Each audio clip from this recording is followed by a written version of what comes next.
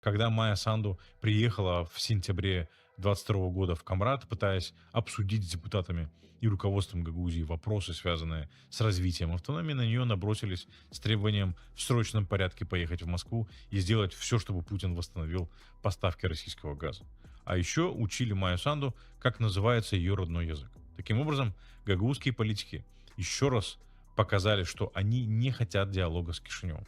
А еще они показали, что их не интересуют вопросы развития Гагаузии, развития гагаузского языка. Их интересует только одно, чтобы Москва имела полное влияние на Молдову и чтобы запретили румынский язык. Потом Майя Санду и партия ПАС демонстрировали несколько иной подход, ожидая, что в Гагаузии появятся здравые силы, которые возьмутся за изменение ситуации и будут продвигать другую политическую риторику, направленную на местное развитие, на развитие гагаузского языка, возрождение гагаузской идентичности и интеграцию в Республику Молдова.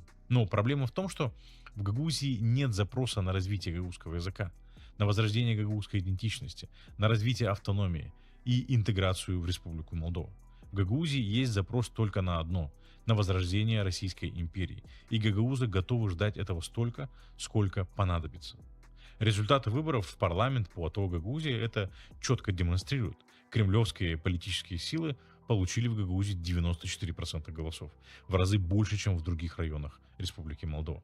Более того, в Гагаузии нет условий для появления таких политиков. Все ресурсы, которые есть у Гагаузии, информационные, политические, административные, обслуживают интересы Кремля.